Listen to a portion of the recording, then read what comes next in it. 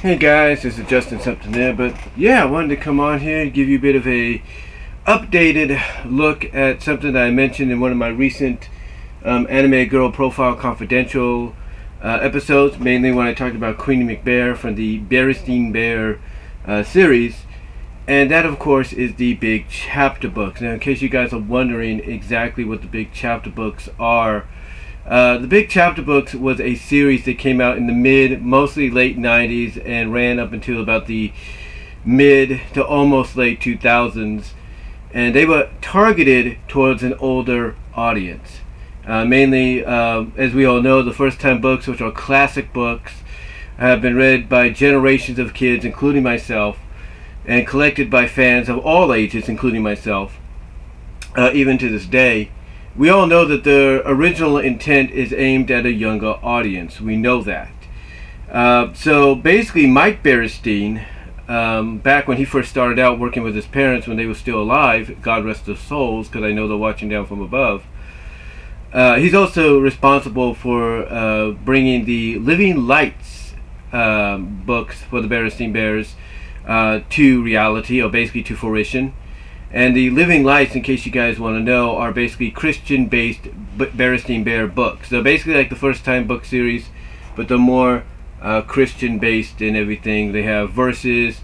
As soon as you open up the book, it has a verse from one of the books of the Bible, and it really delves deep into certain things that are related to the religious lesson that they want to give to the kids and families of all ages with that story within the book that they publish.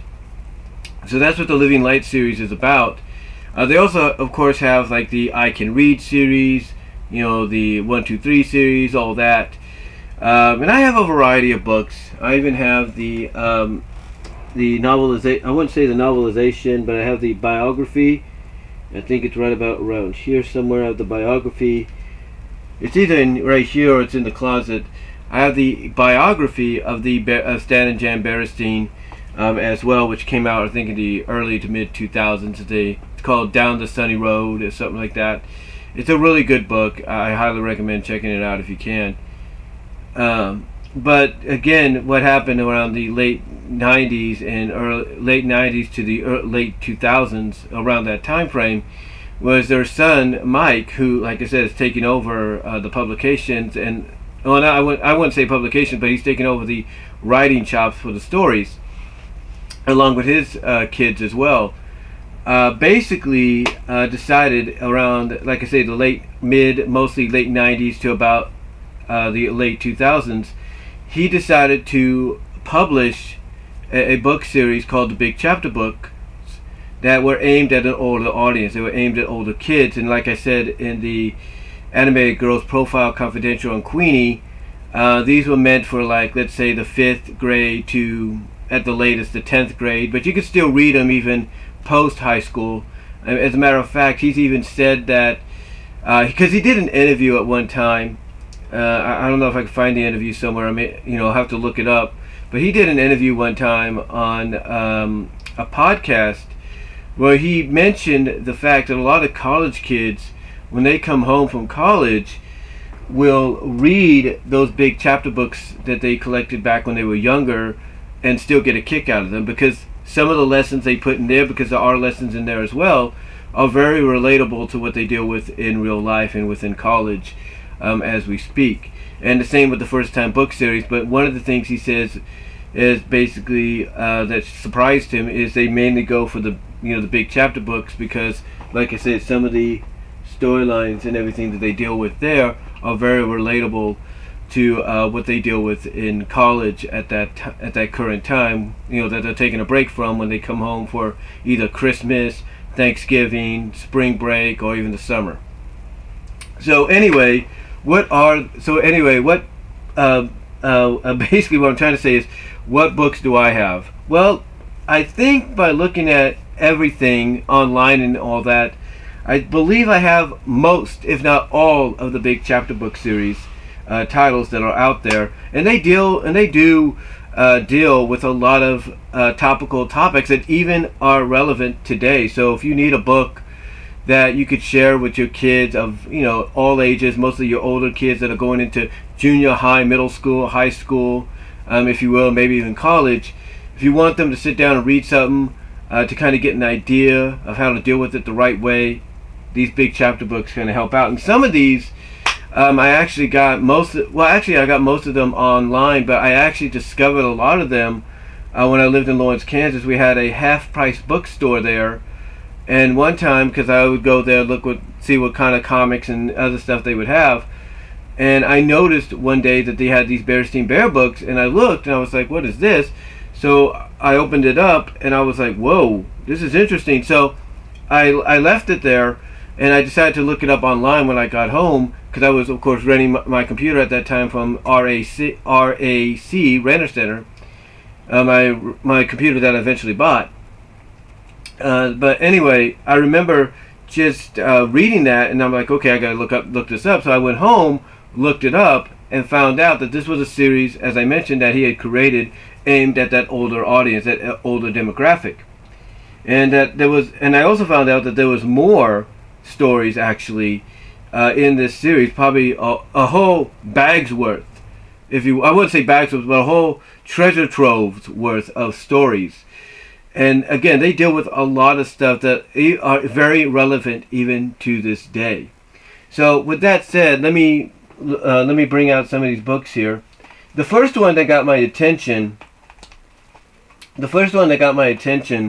was this one. This is basically, as I can check there, make sure you guys can see that. Okay.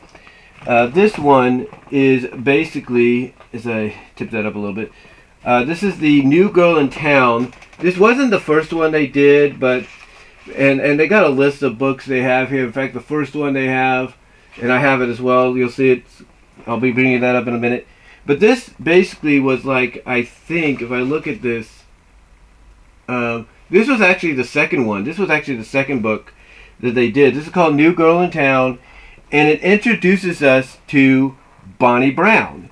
Bonnie Brown became the love interest, a brother in the story, mostly the big chapter book stories, but she would get acknowledged and referenced in the first time books as well, but her primary place was here. And the reason she was introduced here in this story was to basically, because the series was aimed at the older audience, it was to basically kind of talk about how a lot of young boys and young girls, when they first meet, kind of find an attraction there. And the one thing that made this really appealing to me was it had a Romeo and Juliet setting to it. Not just the play that they put on, because that's what they put on in this story. They put the play on in this story. It wasn't just that. It was also the fact that basically the families of both of them were having problems. And these families would usually get along, and mostly the parental figures, if you will. Like Bonnie, she was living with her uncle. And her uncle was at one time, or still is, but at one time in the story was friends with Papa Bear of the Bear family. But because of a misunderstanding and all that, basically, I wouldn't say it was a misunderstanding with him either. It was mostly something of a kind of a racial situation, if you will, because they're bears.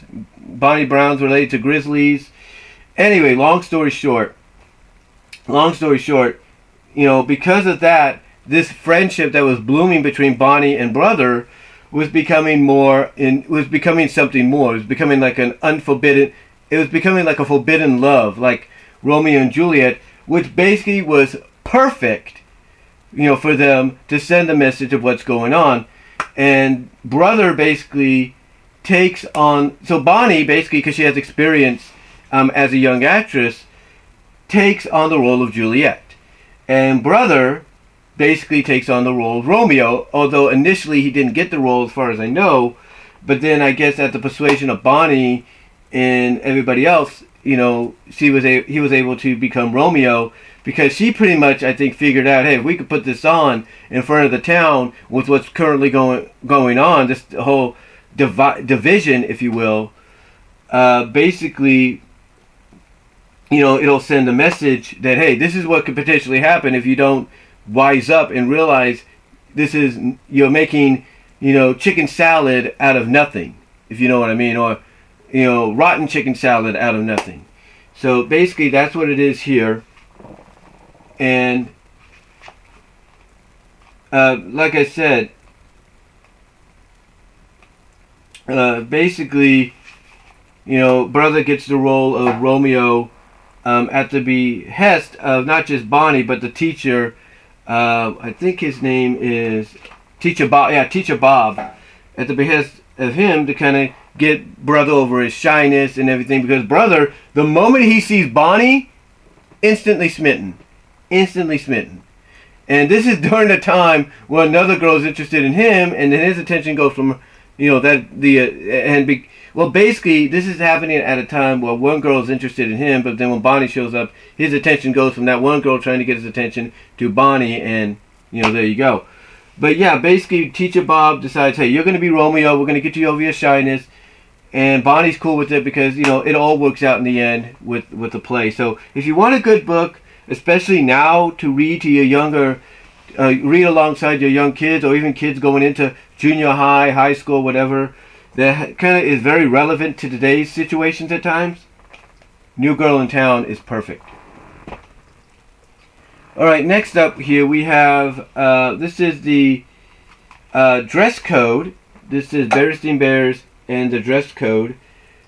And basically this deals with the fact that, just like any kids, let's say in high school and stuff, you like to wear, you like to be comfortable in your own, outfits and everything. And what happens is that one of the teachers there basically takes over. He kind of, I wouldn't say he takes over, but basically he gets power hungry because not the teacher, but he's kind of the vice principal.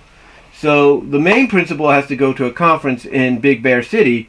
So the vice principal, who's kind of like very grouchy at times, very old school, is more of a traditionalist, along with another teacher that kind of feels the same way. He is very against kids dressing certain ways that they want. And you have all the kids, all the cubs, having this outlandish style. Like Queenie, that it did in the Confidential recently, she gets ousted by the teacher. And not just the teacher, but by the principal. And she is sent home to get changed properly. And the mother calls up, and she is mad. She's like, and she's calling up the principal directly before he has to go on the conference. And she is mad. She is like, how dare this teacher do this? She didn't have the right to do this. My daughter was wearing something that I wore back as a kid. And this gets the principal to reminisce about, how he was rebellious and everything. And basically in the long run, what happens is the lesson is just let kids be themselves. Let them dress the way they want. There's nothing wrong as long as it's not inappropriate. If it makes them feel comfortable, that day to be, in that kind of a style, let them feel comfortable as long as maybe, it's not inappropriate or anything. And the way they also do this is because some of the parents get in on this as well, say, you need to dress properly kind of deal. The way they get in on this to send the message is, hey, how are we any different than you are? And they end up, and I think it's at a presentation or something, they end up showing the parents, like Papa Bear, and even the vice principal and the teacher that are against this. They start showing them in similar outfits, and it's like, again, the message is how different are we from you guys from what you did. So yeah, if you want another good book to read about, hey, don't judge somebody for what they want to do, for what they want to wear, if it makes them feel comfortable, as long as it's appropriate, then this is the best book right here for you as well. Okay, so the next one really to me kind of emphasized the demographic that the Big Chapter Book series was aiming at, and that is the Berenstain Bears and the Teen Rock Berenstain Bears at the Teen Rock Cafe. And mainly this deals with the fact that one of the traditional hideouts that the kids have is the Bear County Mall, the Bear Country Mall, the Beartown Mall, basically. But basically, because of things changing and stuff and becoming a little bit more restricted, they can't, hang out there like they used to. And the new music teacher, who at first they think is not going to be that, who's going to, well, they know she's going to be a good teacher, but they don't think she's going to be that, fun of a teacher, like let's say Teacher Jane or Teacher Bob, right? But what happens is the music teacher notices what's going on, and she says, hey, look, I'll take him with me. I'll take him with me to my house and hang out there. Because like I said, they're used to hanging out at the mall, right? But things are changing, so they can't do that. So anyway, what happens is she takes them to her house. She offers them some snacks, like milk, cookies, whatever, refreshments. And then she's like suggesting, okay, what about some music? And the kids at first are like, uh-oh, here's another round of, choir or Ode to Joy or whatever. And when she suggests what kind of music they should play, and I think it's Fred that says, makes a suggestion of Ode to Joy. She's like, oh, you guys have to be sick and tired of that. You guys just did a whole, you guys have to, basically what she does is she surprises them by saying, look, you guys get, by basically pointing out, well, not she doesn't say look, but she's like, you kids have to be, tired of that. We just did a whole hour's worth of that. You guys got to be tired, right? And that kind of surprises them when the music teacher's like, yeah, let's not do that. Let's do something different. And so somebody else suggests maybe some classic rock, like, the version of Rock and Robin, and she's like, okay. And she starts playing on the piano and singing, and the kids are like, what the hey? What the hey? Because they can't believe it. It's like, here's this music teacher that's very prevalent in music, is an expertise, if you will, and basically, outside of teaching music, she's she's very, very relatable. She's like, yeah, let's do that. And when I read this, it reminded me of two teachers I had in high school. Two teachers that I had, and I was like, yeah, I could see, those are the kind of, because they were basically very similar. I was like, yeah, I like this girl, I like this girl. And what she does is she plays a role in them finding a new hideout, and what they find out from, I think her name's Babs Bruin or something. Oh, Babs Brown? I can't think of her name. Oh no, it's Babs Bruin. It's Babs Bruin. She basically acknowledges that, hey, my uncle, who's basically the richest bear in town, he owns all these banks, is closing down a bank. He's shutting it down and moving basically a lot of stuff to a new location. She's like, what if I could persuade him to give that to us as a hangout? And the kids are like, that's great, but what are we going to do? And the teacher's like, you could raise money, we could do this concert, stuff like that. And in the end, they end up basically turning this old bank, what would have been an abandoned bank, into the Teen Rock Cafe. And again, that's what really got me to realize, not just by the title, but what they were going through, that made me realize, yeah, this is definitely aimed at an older audience. Just by not just the title, but by the premises of this story and other stories as well. So again, it's a good story if you want to. This is definitely a good story if you want to, check. You want to basically have a, kind of get an idea of what, basically what the target demographic for it is. The next one is basically like a battle of the bands. It's called Berenstain Bears Go Platinum, and it's a contest, if you will, that basically, let's see if I can read it here.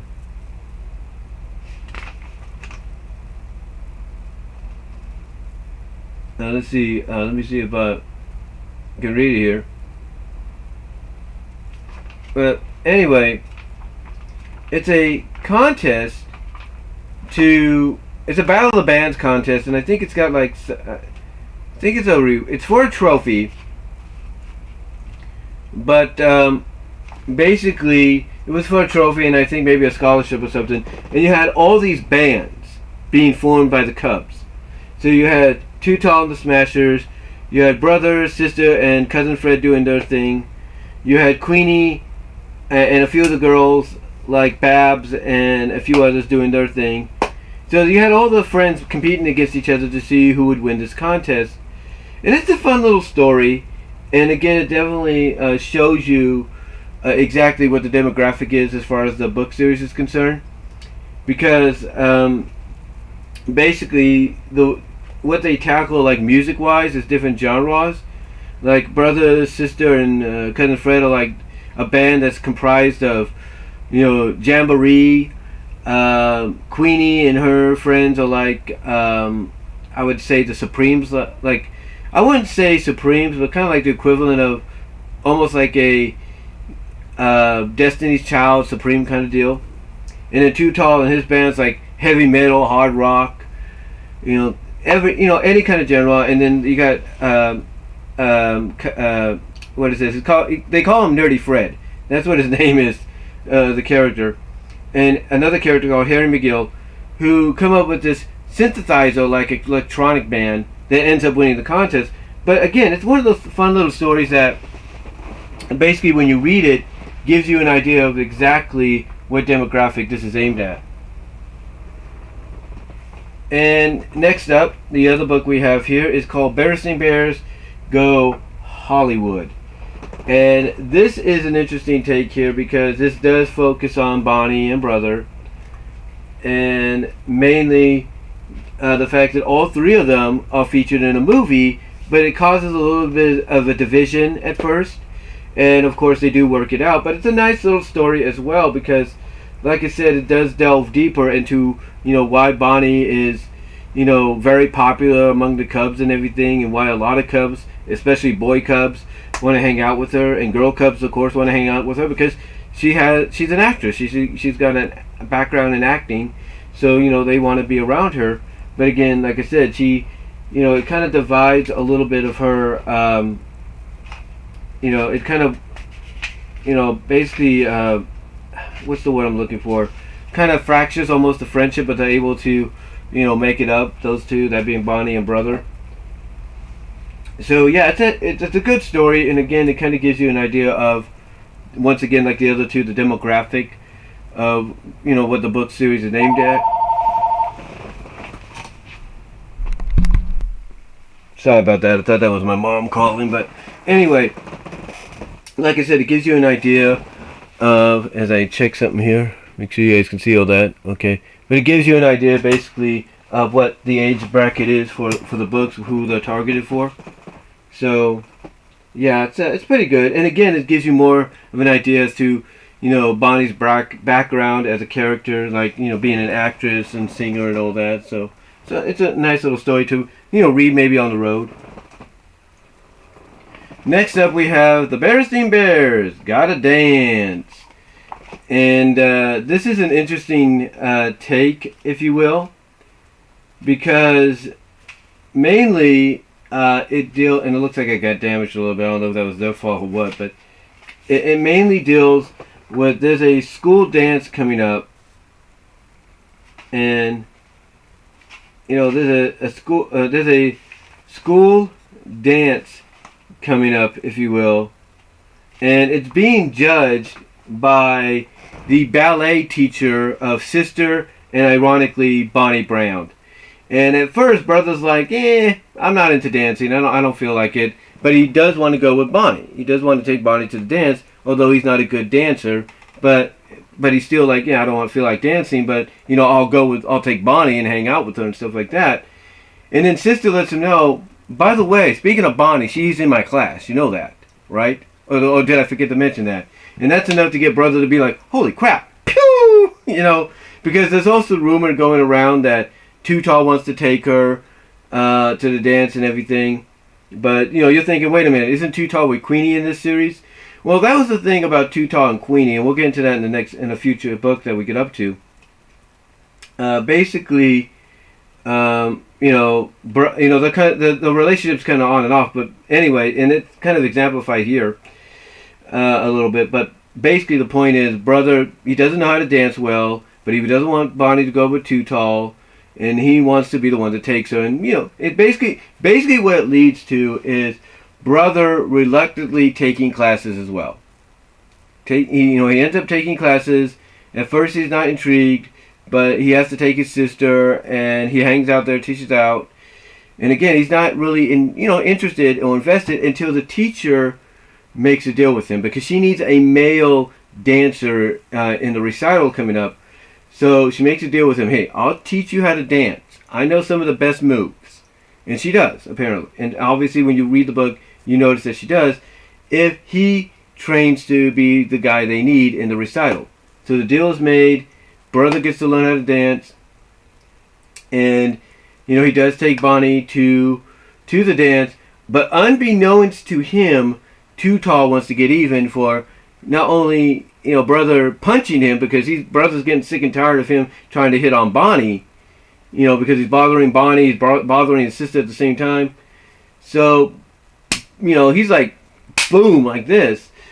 And, Too Tall wants retaliation, so Too Tall puts itching powder into brother's pants. And it causes brother to dance jively like crazy at the dance, which of course him and Bonnie win because of the uniqueness of the dance. And brother's like, Bonnie, can you make an excuse for me? I gotta go shower and clean myself up. Something's wrong. Pooh! Out the door he goes. But it's a nice little story, and it does kind of show how much brother cares about Bonnie more than just as a friend, if you know what I mean. So take something there, okay. Alright, so the next one up, it deals with mainly, it basically falls into the category of the traditional, like, old school Berenstain Saturday morning cartoon series from the 80s. It's called the G-Rex Bones, and it's basically, it deals with brother, cousin Fred, sister Lizzie, and nerdy factual, as he's called. And basically the story is just a little adventure story, kind of like a mystery story, because what happens is that some bones go missing, so they have to find out what's going on with the bones. So they decide the bear detectives need to take this case, and they do that. And basically they find out that they find out that the Ralph character, who's like a con man, is behind this, along with the Weasel. So basically it's inspired from the Saturday morning cartoons where they came from.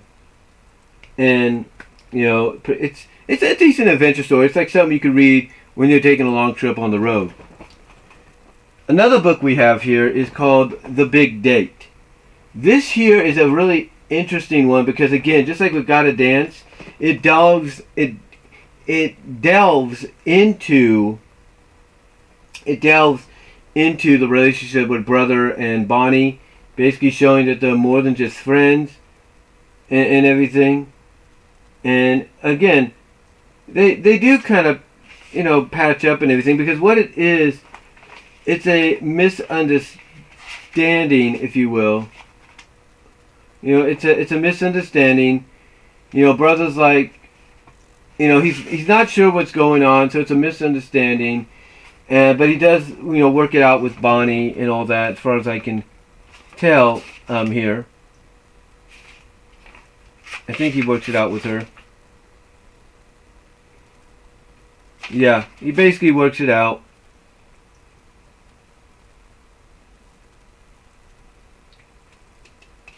Like I said, I'm just reading something, trying to make sure.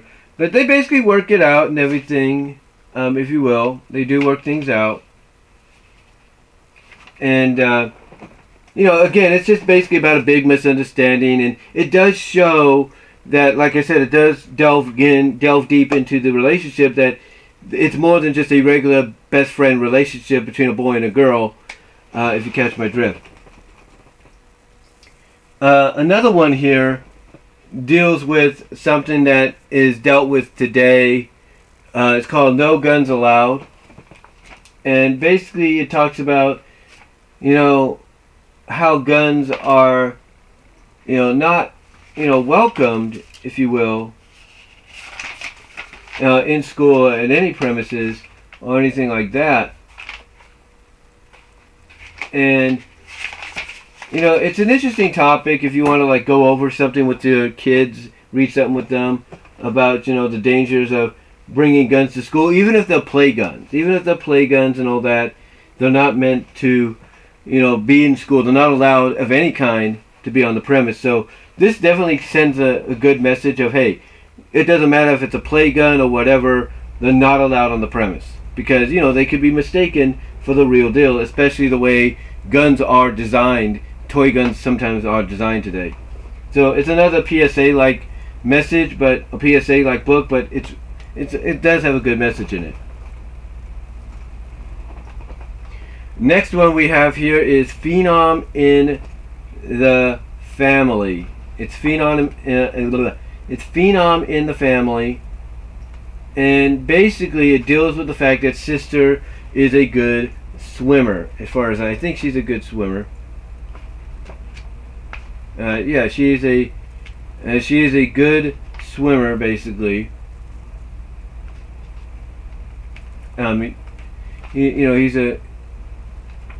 She's a good swimmer, even though she doesn't want to swim. She's a great swimmer, and at the encouragement of her family, they try to get her to be on the swim team, but she doesn't want to be on it.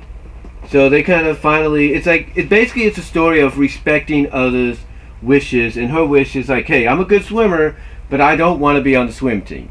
So it's a good message of, hey, you might want to have the best for you might have the best intentions for your kid, but guess what? Maybe it's not what they want, even though they're good at what you want to, you want them to be part of. All right, next up. Basically, this is an interesting one. It is called Lost in Cyberspace, and you can definitely tell when you start using these words, how far along the book series has gotten. And basically, this deals with the fact that the kids are essentially given computers. They're given computers, like nowadays, like a lot of kids nowadays are given like Chromebooks and everything to take home. They're given computers to take home and do some work on poems, maybe play a game or so on there, but mostly do schoolwork and everything. And Babs, I think that's her name, one day, what was I trying to say? Oh yeah, one day, not just one day, but one night, is printing out some poems that she found online, because one of the lessons they're learning about with the computers is about the internet, so they can use the internet from home with these computers, these laptops.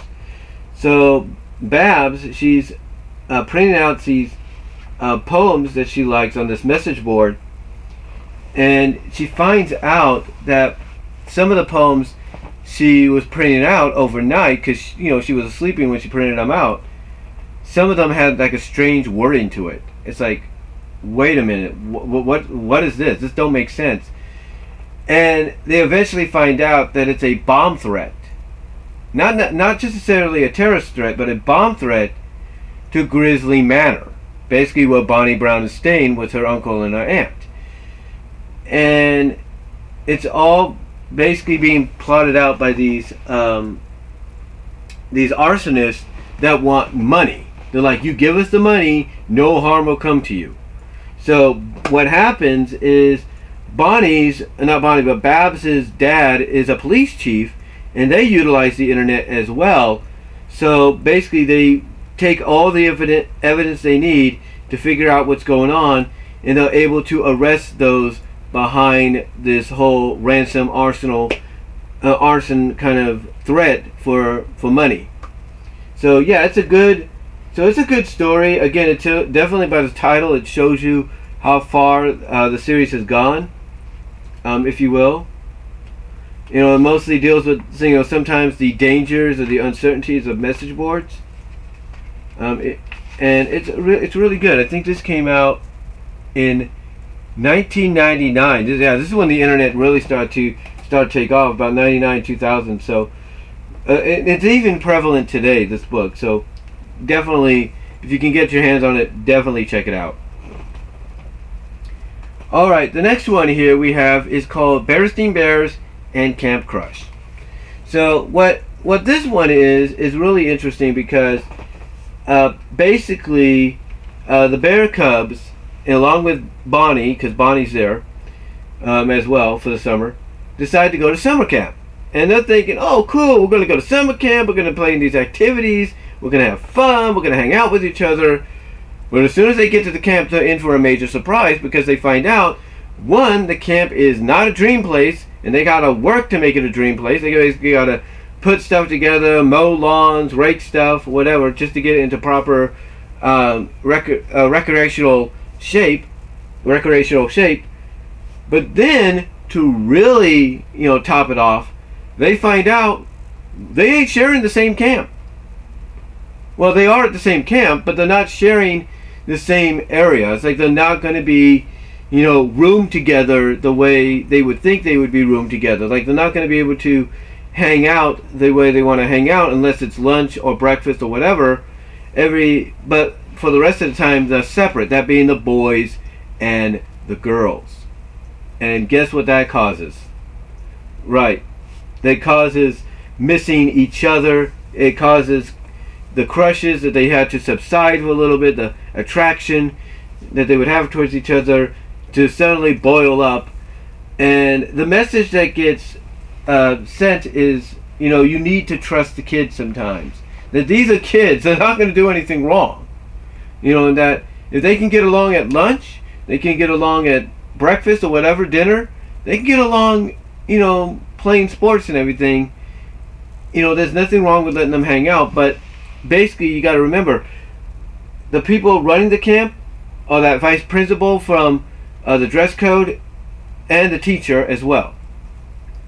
And it's basically them that gets a lesson of, yeah, you need to let these kids be kids. They're not going to do anything wrong. They're not going to do anything wrong, but the more you keep them separate, the more you're going to chance it. That's the entire thing. So yeah, Camp Crush definitely is a good book. It's a fun little book, and again, it definitely, because of its message as well, but the story involved with that message shows you the demographic it's aimed at.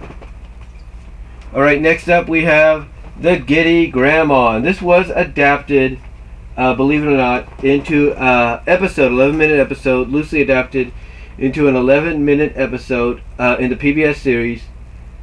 And basically the story is, don't judge a book by its cover. Do not judge a book by its cover, if you will. Don't judge a book by its cover. And, sometimes, it's more than, there are more to, there's more to somebody despite their age, than what you perceive them to have. And that's basically what the book is here. And like I said, it was loosely adapted into the 2003 to 2005, 2006 series. And it's 11 minutes short, where Sister learned a lot about, her grandma's history, and you kind of get that here as well. So it's a good book about don't judge a book, or don't judge somebody by the cover, especially when it comes to how old they are. And the next one we have here is another, I guess you could say, PSA one. It is Drug Free Zone, and this is a good one, especially today, because it talks about the dangers of drugs, especially on school grounds. And again, it's a great read, and I highly recommend checking it out, especially if you want to, send a message to the kids and everything about the dangers of drugs overall. And it's really cool. It's really good. It's really good. And again, I highly recommend it. And it brings back the con guy Ralph, who is taking drugs as well, and he ends up getting sick. Too Tall and his gang get sick, all because of that. So they have to figure out what's going on, where these drugs are coming from, how these kids are getting it. And again, they do find that out. You have to read the book to know what I'm talking about. But again, it sends a message of, don't take things from strangers, especially if it's drugs. And don't bring the drugs to school, if you will, because schools are mostly drug-free zones in the long run. And the last one we have here is accept no substitutes. And believe it or not, this is a case where an already established story was adapted into a book and extended, in a different direction. So what happens is Teacher Jane is out. She is out, I think, sick. And they have to bring in a substitute teacher to take her place. And mainly most of the kids are not thrilled with who this substitute teacher is. And I'm trying to find out what her name is here. It is Miss Burr. Her name is Miss Burr. But here's the thing: the original character's name in the original animated version of it, in the original 80s cartoon. I'm trying to think what her name was. It wasn't Miss Burr. It was something else, but I'm going to tell you this honestly. You want to know how crazy and strange, cartoons were back in the 80s? You want to know how how crazy and strange cartoons were back in the 80s? You know how crazy?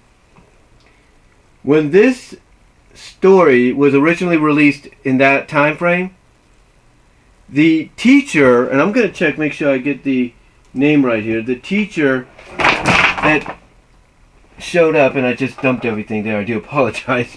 That was my fault. I should move my chair a little bit more back. That was my fault. We're going to fix things here, guys. Hold on, give me a second. It may not be in order as before, but we're going to fix things here. Give me a second.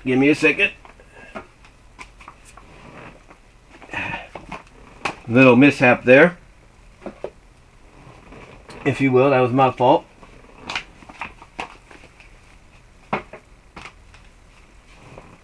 Little bit of a mishap because I was turning my chair there. Bumped into it. Little bit of a mishap, guys. Give me a second. There we go. Yeah, actually all fit together. Pretty cool. But, yeah. A long story short, and I'm gonna, like I said, I was trying to look it up here. Let's see.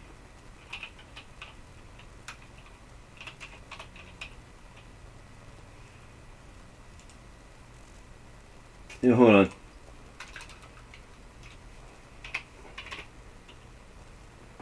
Here we go. It's not a book initially. It was also, yeah, it was a cartoon as well. According to this, it was released in 1983 originally. That was the release. If I can not do that.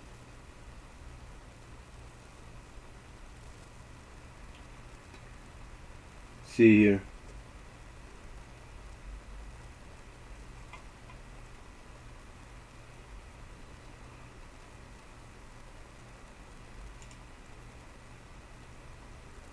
Okay, hold on, guys.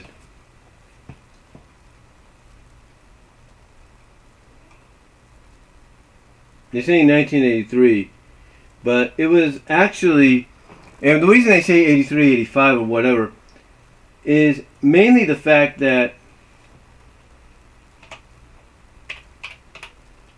here we go, I'll bring it up here. See,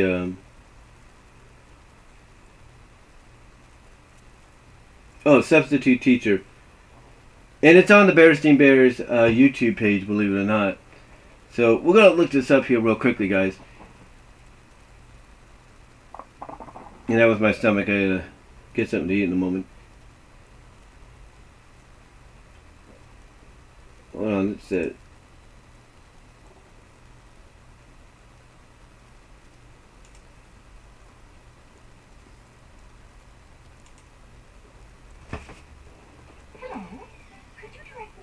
Jane's room? I'm your substitute.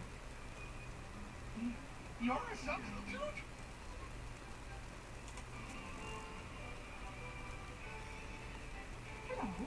Could you say Miss Teacher Charlene? Teacher Charlene, there we go. So, yeah, you just heard that in the background. Yeah, Teacher Charlene. So her name was not Miss Bruin. They gave it to the character that, portrayed the role in this. But yeah, her name was Teacher Charlene. And basically the character, I'll put it this way. Like I said, you want to know how, you heard the voice in the background, right? You want to know how crazy and unique the cartoons were back then, even based on something like this? The character was mainly looked at as very attractive. I mean, to the point that when the boys, who they will, again, just like in the story that adapts, basically extendedly adapts it into this big chapter book, when basically brother and Too Tall, I should say, and cousin Fred and all of them tried to play a prank on the substitute because they want Teacher Jane, they want Teacher Jane to be there because they don't want no substitutes. When they see Teacher Charlene, it's like, I'm in heaven. That's what it is. They instantly become smitten. They instantly become smitten because she's literally like a character that just got out of high school. Well, I wouldn't say high school, but just got out of college. Just got her teacher's degree straight out of college, and now she's, teaching. And it's like, holy moly. That's how crazy the 80s were with some of the shows, especially something like on the Berenstain Bears. But yeah, there is a difference in a big way between this version and the substitute teacher, in which this is basically loosely adapted from and extended from. But anyway, though, yeah, those are majorities. Make sure I didn't drop any more. But those are majority of the big chapter book. Yeah, it is the majority. It basically is most, I should say, most of the big chapter book series of the Berenstain Bears, created by Mike Berenstain in the late 90s basically in the mid to late 90s, and had them run to the mid to late 2000s. So if you guys can get your hands on these, I recommend reading them. They are great stories. They have good lessons in them. And really, that's all I could say. And if, again, you want a good example of, stories being adapted into books from original content, like the Berenstain Bears, the 80s cartoon, or stories being loosely adapted into the 2000 series, this is the series to go with. So, that's all I'm going to say, guys. So, till next time, till next time, like the video, check out the Teespring store, and live chat during the premiere. Let me know if you guys got any of these books, and if you've seen the original animated short based on Accept No Substitutes, which is called Berenstain Bears and the Substitute Teacher. Let me know about that in the live chat during the premiere, as well as in the comment section below. So till next time, guys, I will talk to y'all later. God bless. Take care. I am out.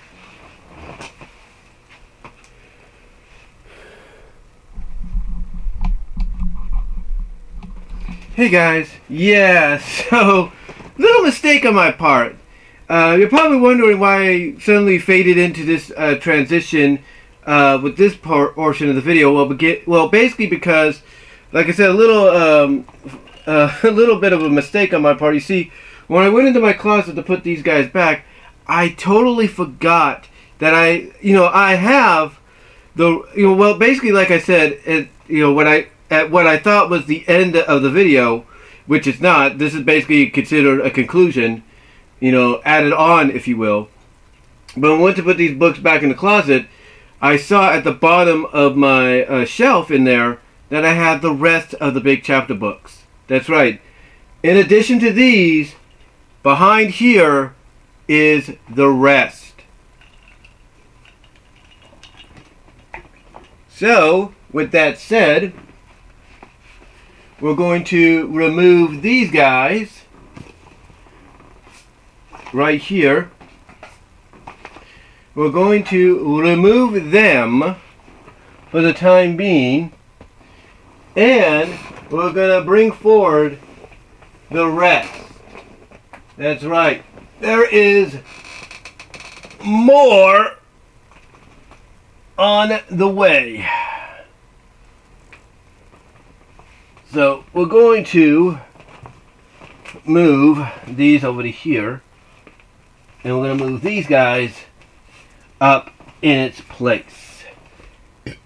And you might see some repeats here because I have duplicates as well. But anyway, to continue on, and again, this is a mistake on my part because I thought honestly, the last video was the end, but it's not.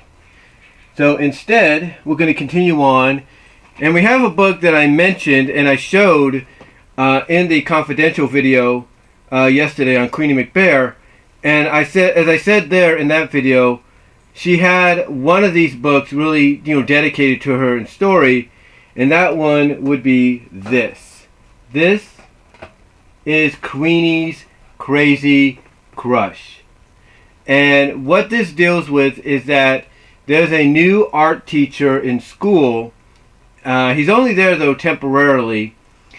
And Queenie develops, an attraction to him. She develops an attraction to him to the point that it makes Too Tall jealous, but determined not to lose her. And it does touch upon Queenie being a bit of a flirt, if you will. Because it shows that she not only flirts with Too Tall, but she also, I think it's in here, she also flirts with other characters, mostly like Brother and all that. So, she flirts with him at times. Well, it's not actually touched upon here, but it does give you an idea that she is attracted to other male characters, other boy characters at the school.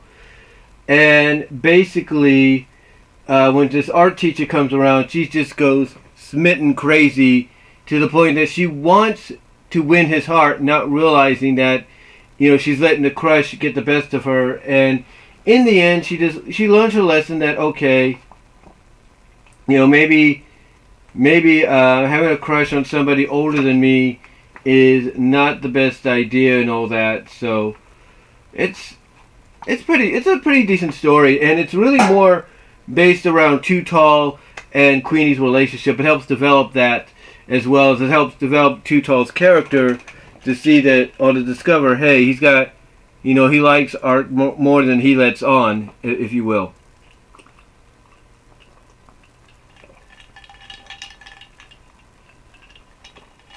Just drinking some Coca-Cola out of a Bubba Gump's cup that I bought.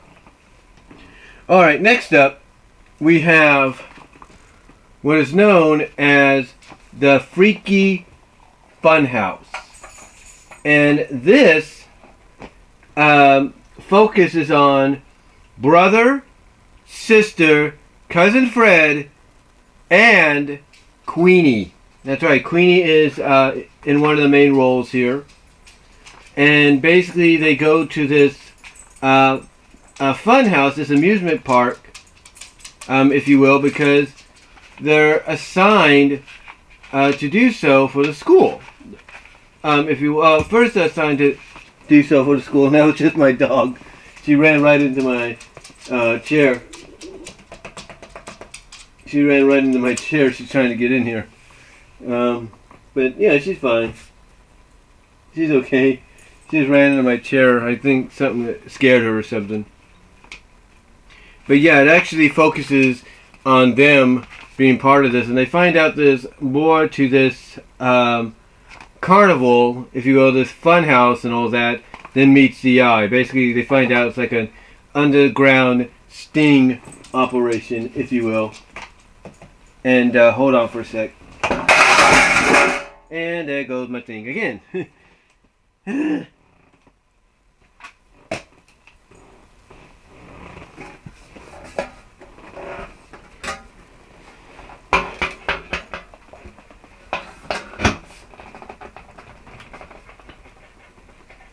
You gotta tighten it in, I think. I didn't know if I tightened it in correctly.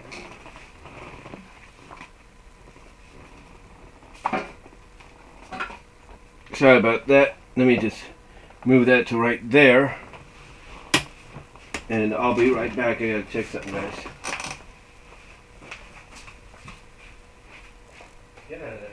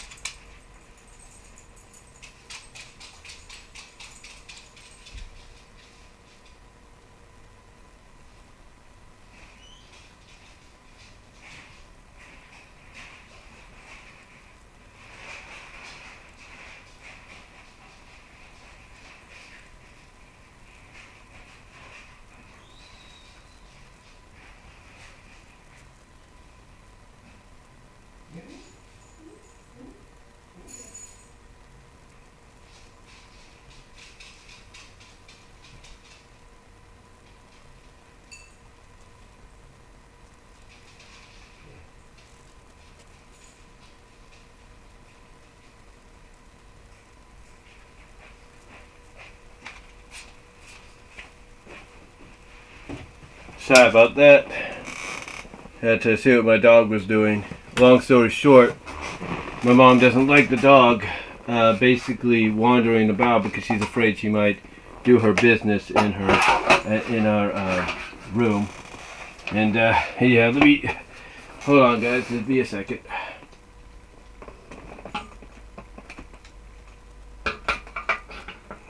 There we go. I got it now.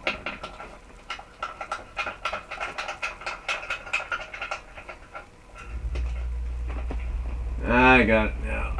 Finally got it, I think. Yeah. Yeah, anyway, what was I? Oh yeah. Basically, the Freaky Funhouse, you know, it involves brother and sister and cousin Fred and Queenie as they try to figure out, as they find out that the Funhouse is actually you know, an undercover thing for some kind of rip-off deals. Basically, they find out that it's not everything it's cracked up to be, is what I'm trying to say. So, yeah, I do apologize for a lot of the interruptions. I may or may not edit it out there, so I do apologize for that. Alright, up next, we have another copy of the Teen Rock Cafe here, so I already told you what that was about. And I got this at the half-price bookstore, so couldn't pass that up. Then right here we have another one that's like a PSA. It's a wheelchair commando. This is where we first find out about Harry McGill, and we find out that he's handicapped. He's bound to a wheelchair, and basically the lesson is don't judge somebody because of the fact that they're, you know, they have a physical disability, because they might be able to help you in other ways, like, you know, mathematically and stuff like that. So it's a good book to read, especially if you want to give a message to your kids of, hey, you might encounter some kids like this at school. Don't judge them, because there might be more to them than you expect. Alright, next up we have Media Madness.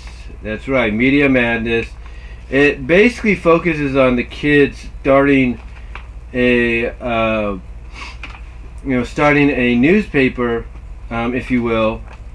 I think it's starting a newspaper. Oh no, it's about them going into television, starting up a television station for the school, and trying to come up with all kinds of different stunts. Again, good story. It's got a good lesson to it as well, and I would recommend picking that up or checking that out when you can. Next one we have here is The Perfect Crime Almost. It's another interesting read of a whodunit, basically kind of mystery. So definitely recommend checking this one out if you want to read something on the road, like on a long trip. Then we have Ant Attack, the Bears to Bears and the Great Ant Attack, and basically it's a story that, you know, deals with a bear family and their friends deal with all kinds of, you know, insectual intruders, insectual, basically, ants and all that, and they find out basically what kind of ants they are. So there's that. Then another copy of New Girl in Town that I have, really, really good. And you can tell the differences sometimes, like with the pages, of like whether or not they've been republished or they haven't. So that's a nice one. Then here we have Female Fullback. This was adapted, basically.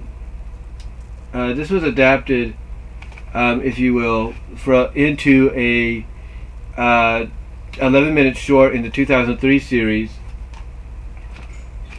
And it's the same character, but it basically is a story that today, honestly, would really get a lot of attention. Like, a lot of people would enjoy this. And it's basically about a female character. I think, what's her name?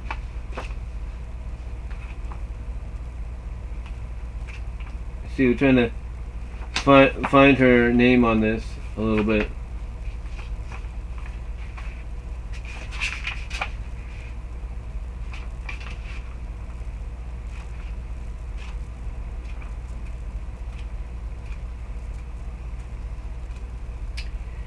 Hold on.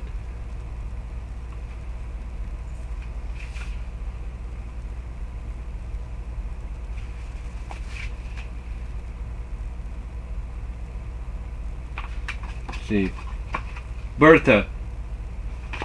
Her name is Bertha, and she's basically a statuesque character in here that is built basically she's built in a way to where she feels that she could do what the boys do, and if not better. And again, this is the kind of story that today I think would really get a lot of attention, and in the most positive ways possible.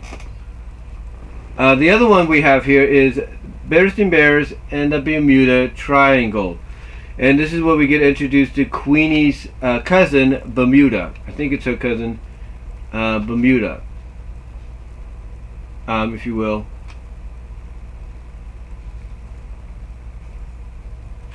Let's see. Yeah, Bermuda. Her name is Bermuda.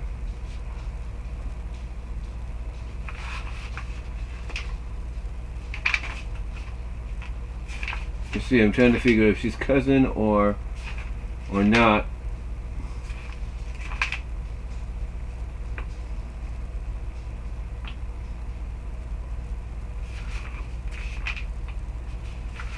And basically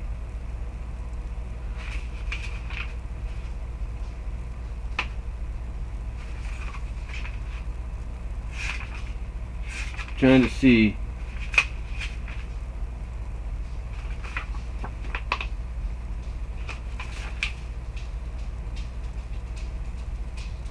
sister. It's a is this a sister? So I'm trying to sorry guys.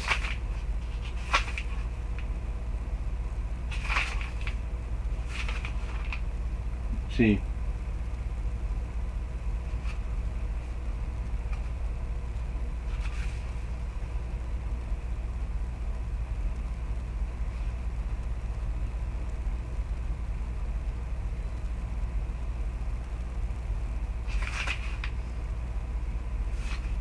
Oh.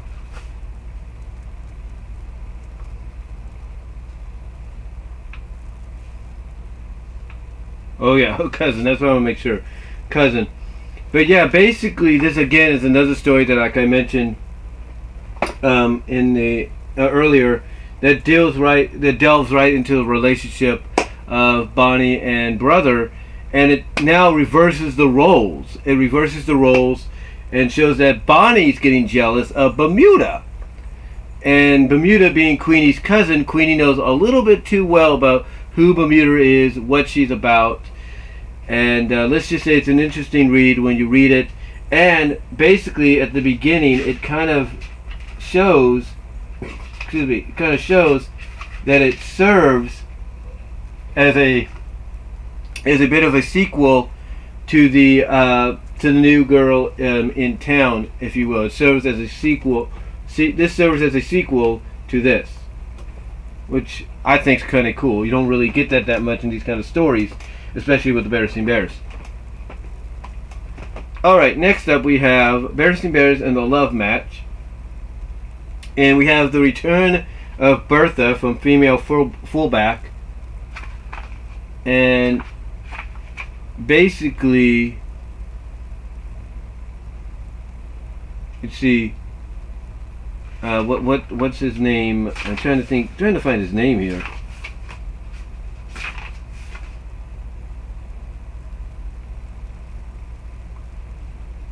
Trying to see.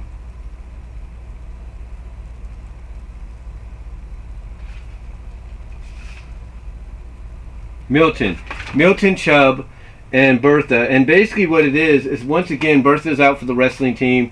Milton, I think we've seen him in the cartoon, the 2003 cartoon. He's a big guy, he's a big boy basically, and he's big, tough, rugged, if you will, but he's also a bit of a shy guy, if you will. And basically he gets smitten with Bermuda and vice versa, and it's a cute little story.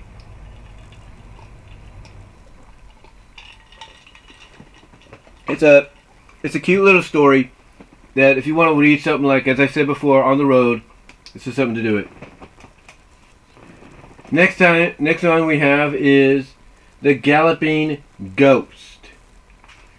And this is a mystery, kind of very similar to the inspired obviously by the Headless Horseman deal. But it's one of those stories that brings in the bear cub detectives. And it's really fun story. And mostly sister and brother learn how to ride horses. Basically, they get given a horse deal, if you will. And then this one is a stepping stone book. This is just, a little junior novel that goes for about, I would say, it looks like it says 88 pages. And it's a junior novel. It's basically a very junior novel that I got, and I mixed it in with the others. But it's a nice little cute story. So if you want something, with a real life lesson to it, don't judge a book by its cover again. That's how to do it. Then we have The Red-Handed Thief, and again, this is another good story as well. That deals with it's a whodunit bear detective like deal. So it's interesting, really fun to read if you want to read something down the line.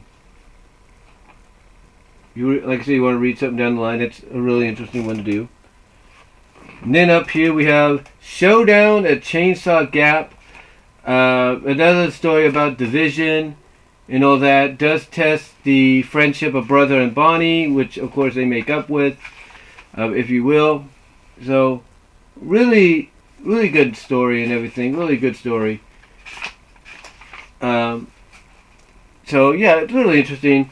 It's got a nice life lesson of, sometimes you just need to leave certain things as it is, because it might be the home to, someone that you may not know of, mainly like a bird, like a endangered species, if you will.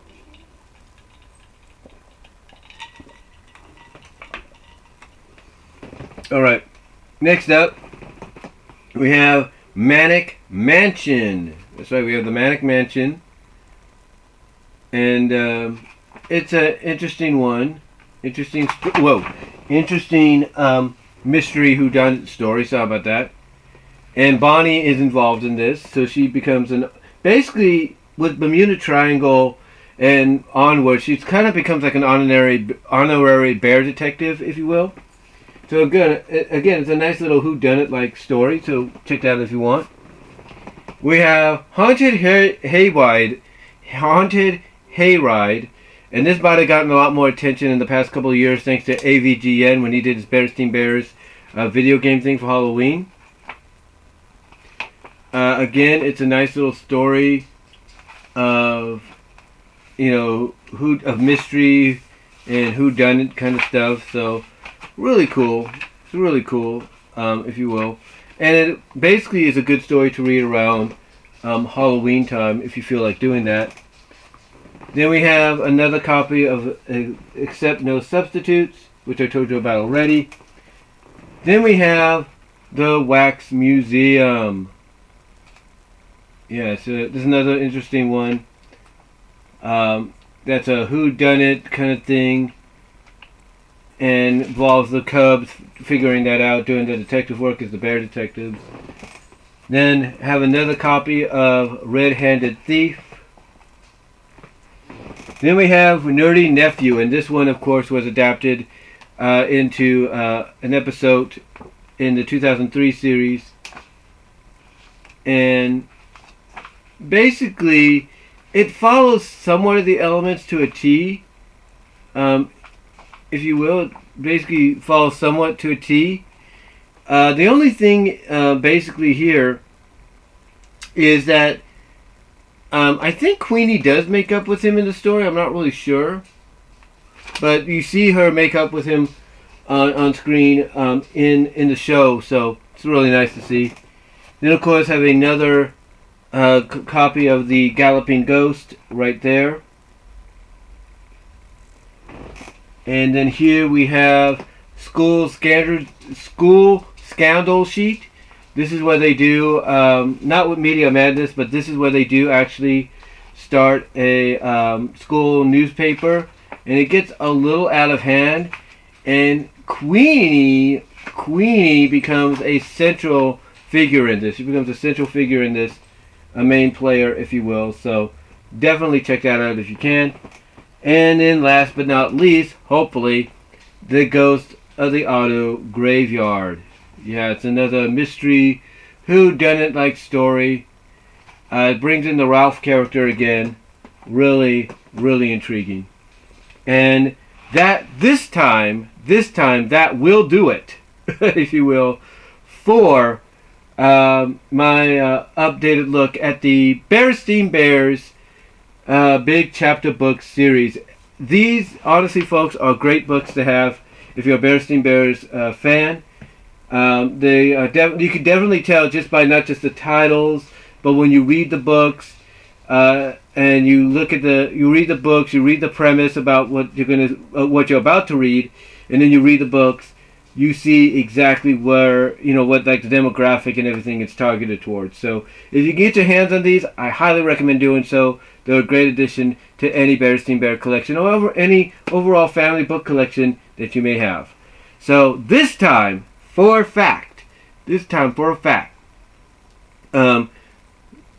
the video, check out Teespring store, live chat during the premiere, comment down below, and I will this time talk to you all later.